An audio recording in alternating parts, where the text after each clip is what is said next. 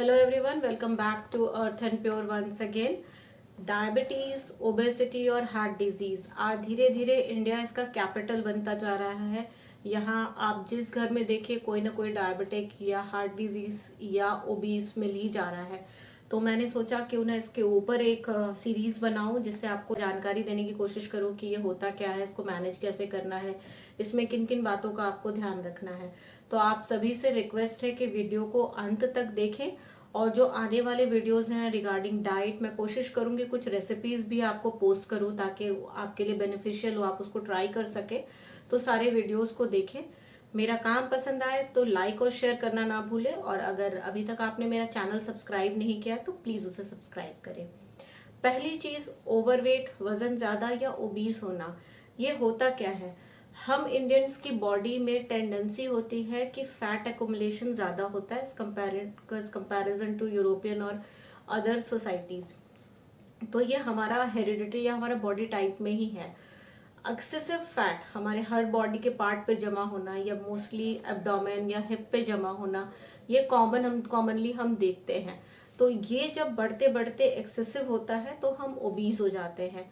Obesity का कारण क्या क्या है। पहला कारण तो हमारा लाइफस्टाइल होता है। लाइफस्टाइल में इंक्लूड होता है हमारा फिजिकल एक्टिविटी, आप कितना काम कर रहे हैं। घर में आज के डेट में हम सभी जानते हैं वॉशिंग मशीन है, मेड है बर्तन धोने के लिए या डिश वॉशर है।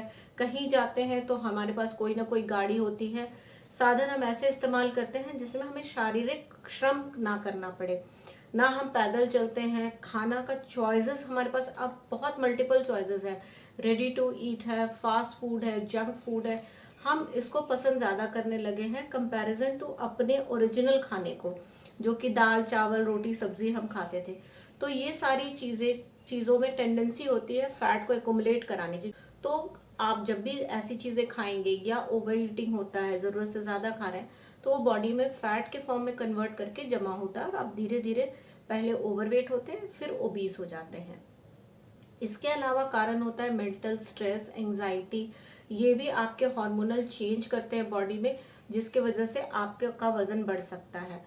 कुछ कारण होता है कि आपके बचपन के ग्रोथ पैटर्न कैसे रहे हैं। बचपन से अगर आप ओबीज हैं या उसमें कुछ वैसा रहता है तो उसके वजह से भी कई बार वेट बढ़ा हुआ मिलता है। और लास्ट बट नॉट लीस्ट आपकी जेनेटिक्स, अगर आपके फैमिली में मोटापा है तो आपको मोटा होने के चांसेस ज्यादा होते हैं। अब हम आएंगे कि आप एज एन इंडिविजुअल सोचोगे कि आप कैसे असेस करोगे अपने आप को कि आप ओबीस हैं या नहीं है, या ओवरवेट है या नहीं है। तो इसके लिए दो चीजें होती हैं जो कैलकुलेट करने से आपको पता चलता है। पहला होता है बीएमआई, दूसरा होता है waist to hip ratio. BMI आप कैलकुलेट कर सकते हैं weight divided by height into metre square. तो ये आपका जितना आता है वो आपका बीएमआई निकलता है। तो अगर आपने डिवाइड किया इस चीज को, इस फॉर्मूला को अप्लाई किया अपने हाइट और वेट के साथ, और आपका 18.5 से 22.9 के बीच में आ रहा है तो आप नॉर्मल है, मतलब आप ओवरवेट भी नहीं है, आप ओबीज भी नहीं है। अगर 23 से 24.9 आता है तो आप ओवरवेट कैटेगरी में है, और 25 या 25 से ऊपर आता है तो आप ओबीज कैटेगरी में है।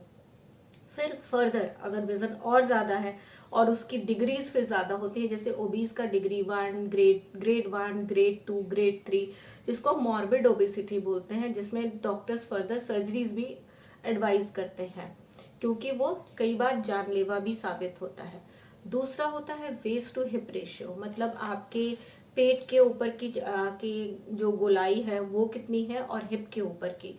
तो इसको मेजर कैसे करेंगे, जो आपका नाभि होता है या नेवल, उसके 1 इंच ऊपर, जैसे अपने उंगली का 3 उंगली आप जमा कर आप एक साथ जोड़ लें, नाभि के ऊपर रखें, और जो पॉइंट आपका 3 उंगली के ऊपर आ रहा है उस पॉइंट पर आपको मेजर करना है।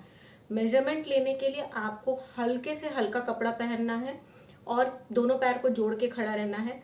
नाभि के ऊपर का मेजरमेंट लेंगे तब जब आप सांस बाहर छोड़ रहे हैं, उस वैसे ही फिर आप हिप का जो सबसे वाइडर पोर्शन होता है उसका आप मेजरमेंट लेंगे। तो वेस्ट डिवाइडेड बाय हिप वो एक मेजरमेंट आता है, वो आपका वेस्ट एंड हिप रेशियो होता है। अगर आप मेल हैं और आपका वेस्ट टू हिप रेशियो 0.99 आ रहा है तो आप नॉर्मल हैं, और अगर 0.99 मतलब 1 या 1 से अबव आ रहा है तो आप ओबीज हैं। लाइकवाइज अगर आप फीमेल हैं और आपका वेस्ट टू हिप रेशियो 0.80 से लेकर 0.84 तक आ रहा है तो आप नॉर्मल हैं, और अगर 0.85 या उससे ऊपर आ रहा है तो आप ओबीस हैं। अब हम जानते हैं कि ओबेसिटी तो एक स्टेट है, उससे आपको क्या क्या प्रॉब्लम हो सकता है। तो पहला डायबिटीज, दूसरा हार्ट डिजीज, आपका वेट बढ़ेगा तो वजन जो है आपके घुटनों पे जाएगा, आपके बैक को सपोर्ट करना पड़ेगा, तो बैक पेन, आर्थराइटिस, कई बार गाउट की प्रॉब्लम हो जाती है इसके वजह से, क्योंकि यूरिक एसिड ज्यादा बनने लगता है। कई तरह के कैंसर्स हो सकते हैं, इनफर्टिलिटी और स्लीप डिसऑर्डर्स देखे गए हैं ओबीस में। ओबेसिटी के बाद हम जानते हैं डायबिटीज क्या है। तो डायबिटीज मेनली होता है ब्लड में एलिवेटेड शुगर लेवल, मतलब बढ़ा हुआ शुगर लेवल को हम डायबिटीज बोलते हैं। WHO वर्ल्ड हेल्थ ऑर्गेनाइजेशन के अकॉर्डिंग अगर देखा जाए तो 8.9% इंडियन पॉपुलेशन डायबिटिक है। तो धीरे धीरे डायबिटीज इंडिया में बढ़ती जा रही है। डायबिटीज होता क्यों है? पहला तो ये हेरिडिटरी हो सकता है, इनकेस आपके मदर फादर आपके पेरेंट्स को डायबिटीज है तो वो आपको हो सकता है। आपको लाइफस्टाइल डिसऑर्डर की वजह से हो सकता है, आपकी सेडेंट्री लाइफस्टाइल है तो उसके वजह से हो सकता है। अगर पैनक्रियाज में सिस्टिक फाइब्रोसिस या फाइब्रॉइड्स बने हुए हैं जिसकी वजह से पैनक्रियाज इफेक्ट हो रहा है तो आपको डायबिटीज हो सकता है। बहुत बार देखा गया है कि माल न्यूट्रिशन की वजह से पैनक्रियाज का फंक्शनिंग इफेक्ट होता है तो भी डायबिटीज पाया गया है, क्योंकि उसमें शुगर लेवल एलिवेटेड आते हैं वैसे लोगों में। और last but not the least है ड्रग इंड्यूस्ड डायबिटीज, जो कि किसी दवा की वजह से शुगर लेवल बढ़ता है। डायबिटीज होता कितने तरह का है? मेनली ये 3 ही तरह का होता है। पहला जो हम कहते हैं टाइप 1 या जुवेनाइल डायबिटीज, ये वो होता है जिसमें बच्चे पैदा होते हैं उनको इंसुलिन बनता ही नहीं है, तो मेनली वो इंसुलिन डिपेंडेंट ही होते हैं, उनको हमेशा इंसुलिन ही लेना पड़ता है। टाइप 2 डायबिटीज जो हमने बताया लाइफस्टाइल हेरिडिटरीज की वजह से होता है, वो लेटर ऑन में एज में डेवलप होता है। और थर्ड होता है GDM, that is gestational diabetes mellitus, जो कि प्रेग्नेंट लेडीज में देखा गया है।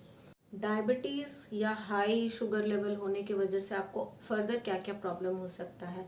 आपकी आंखों में दिक्कत हो सकता है, रेटिना में प्रॉब्लम हो सकता है, उसको हम रेटिनोपैथी बोलते हैं। आपकी किडनी को नुकसान पहुंच सकता है, आपके हार्ट को प्रॉब्लम पहुंच सकता है और आपके नर्वस सिस्टम को प्रॉब्लम पहुंच सकता है। उसके अलावा सेक्सुअल डिसफंक्शन होता है, स्लीप डिसऑर्डर होता है, आंतों में भी प्रॉब्लम हो सकता है। तो ये सारी चीजें हैं जो कि आपको डायबिटीज की वजह से फर्दर अगर मैनेज ना किया जाए तो ये प्रॉब्लम फर्दर बढ़ बढ़ के इन चीजों को भी प्रमोट करेगी। आप अपने आप को कैसे असेस करेंगे कि आप डायबिटिक हैं, प्री डायबिटिक हैं या आपको डायबिटीज नहीं है? तो इसके लिए एक ब्लड टेस्ट आता है HbA1c। अगर इसका रिजल्ट आपका 5.7 से नीचे है तो आप डायबिटिक नहीं हैं। अगर आपका 5.7 से अबव है, 5.7 टू 6.4 है तो आप प्री डायबिटिक कैटेगरी में फॉल करते हैं। और अगर 6.5 या 6.5 से ऊपर है तो आप डायबिटिक हैं। तो इस टेस्ट को आप करवा के आप जान सकते हैं कि आप किस कैटेगरी में फॉल करते हैं। ये टेस्ट पिछले 3 महीने का ब्लड शुगर लेवल आपको बताता है और ये बहुत ऑथेंटिक टेस्ट है। इसके अलावा डायबिटिक पेशेंट को हमेशा ध्यान रखना चाहिए कि अपने फुटवेयर्स बहुत वेल फिटेड और कंफर्टेबल हो, क्योंकि अगर ये देखा गया, ये नॉर्मली देखा गया है कि डायबिटिक पेशेंट के वुंड बहुत स्लोली हील होते हैं। तो अगर पैर में थोड़ा सा भी चोट लग जाए या कट लग जाए तो उसको हील होने में बहुत टाइम लगता है। और अगर फुटवेयर सही ना हो तो वो धीरे धीरे घाव और गैंग्रीन में कन्वर्ट होता है। तो बहुत बार ऐसा देखा गया है कि फुट एम्पुटेशन या लिम्ब एम्पुटेशन या उस पार्ट को एम्प्यूट करना पड़ता है। तो इससे बचने के लिए अपने जूतों का स्पेशल ध्यान रखें। अब हम जानते हैं हम में से वो कौन लोग हैं जिनको स्पेशल ध्यान रखना है कि उनको डायबिटीज हो सकता है। तो पहला तो वो होंगे जिनका HbA1c ज्यादा है, दूसरा जिनको पहले से फैमिली हिस्ट्री है डायबिटीज की, या फिर जिनको हार्ट डिजीज है या कार्डियोवास्कुलर डिजीज हो, या उनका लिपिड लेवल ज्यादा हो तो भी डायबिटीज होने के चांसेस ज्यादा हैं। वो फीमेल जिनको प्रेगनेंसी के टाइम में डायबिटीज हुआ था उनके डायबिटिक में कन्वर्ट होने के चांसेस ज्यादा है।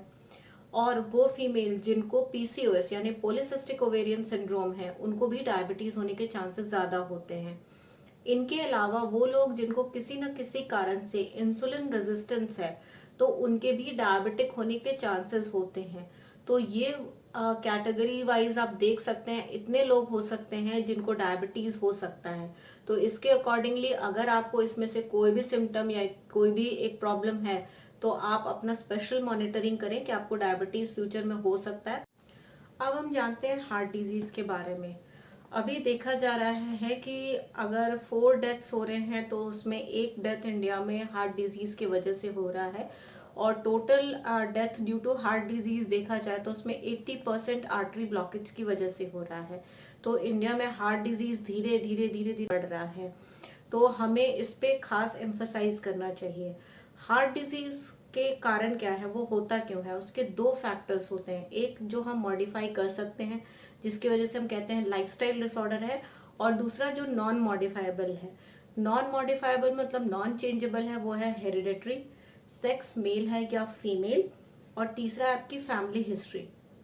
अगर इसमें आपको हार्ट डिजीज है तो उसको हम चेंज नहीं कर सकते, लेकिन जो मॉडिफाइबल फैक्टर है जो लाइफस्टाइल की वजह से, वो इंक्लूड करता है आपका स्मोकिंग, अल्कोहल कंजम्पशन, आपकी फूड हैबिट्स, आपके फिजिकल एक्टिविटी कितना है, आपको स्ट्रेस लेवल कितना है, आप पहले से हाइपरटेंसिव या डिसलिपिडेमिक मतलब आपके कोलेस्ट्रॉल लेवल्स रेज तो नहीं है, आपको डायबिटीज तो नहीं है। इनके वजह से भी आपको हार्ट डिजीज हो सकता है।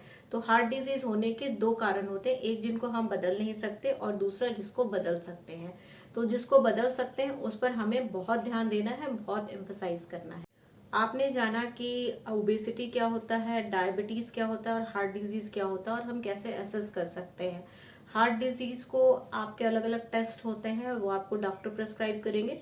मोस्टली लिपिड प्रोफाइल से हम असेस करते हैं कि एलिवेटेड लिपिड लेवल रहता है तो उसको एट रिस्क मानते हैं और उसके अकॉर्डिंगली फिर प्रोसीड करते हैं। तो आपको डॉक्टर से डिस्कस करना है इस चीज को। अगली वीडियो पर आपको मैं बताऊंगी कि ओबेसिटी, डायबिटीज और हार्ट डिजीज को मैनेज कैसे करते हैं। अगर आपकी कोई क्वेरी है, आप कुछ जानना चाहते हैं, तो आप प्लीज अपनी क्वेरीज हमें मेल कर सकते हैं info@healthforever.co.in पर, या हमें कमेंट सेक्शन पर लिख सकते हैं। मिलती हूँ अगली वीडियो पर, तब तक के लिए नमस्कार।